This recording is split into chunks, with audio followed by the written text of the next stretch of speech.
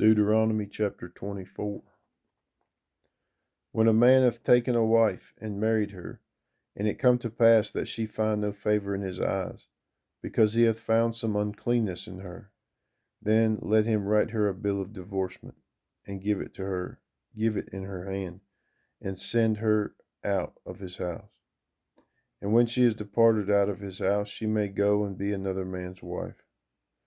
And if the latter husband hate her, and write her a bill of divorcement, and give it in her hand, and sendeth her out of his house, or if the latter husband die, which took her to be his wife, her former husband which sent her away may not take her again to be his wife after that she is defiled, for that is abomination before the Lord. And thou shalt not cause the land to sin, which the Lord thy God giveth thee for an inheritance. When a man hath taken a new wife, he shall not go out to war, neither shall he be charged with any business, but he shall be free at home 1 year, and shall cheer up his wife which he hath taken. No man shall take the nether or the upper millstone to pledge, for he that taketh a man's life to pledge. If a man be found stealing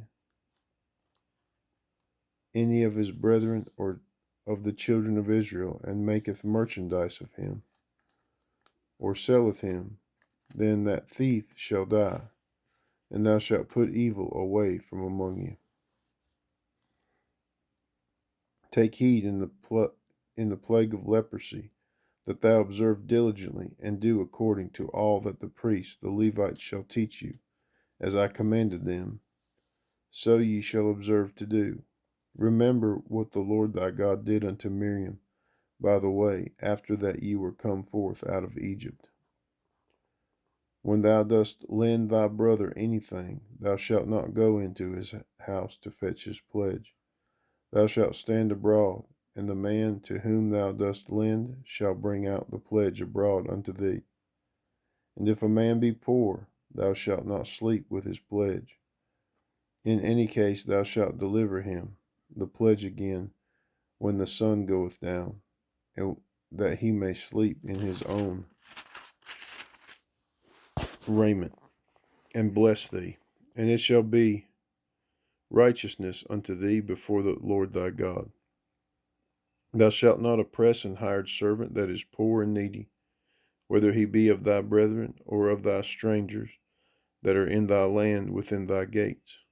At his day thou shalt give him his hire, neither shall the sun go down upon it, for he is poor and setteth his heart upon it, lest he cry against thee unto the Lord, and it be sin unto thee. The fathers shall not be put to death for the children, neither shall the children be put to death for the fathers. Every man shall be put to death for his own sin.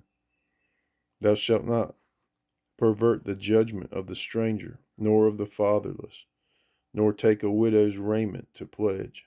But thou shalt remember that thou wast a bondman in Egypt, and the Lord thy God redeemed thee thence. Therefore I command thee to do this thing.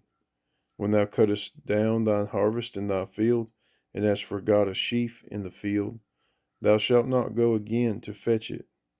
It shall be for the stranger, for the fatherless, and for the widow, that the Lord thy God may bless thee in all the work of thine hands.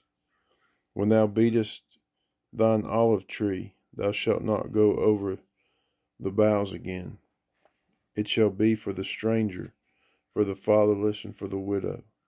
When thou gatherest the grapes of thy vineyard, thou shalt not glean it afterwards. It shall be for the stranger, for the fatherless, and for the widow. And thou shalt remember that thou wast a bondman in the land of Egypt. Therefore I command thee to do this thing.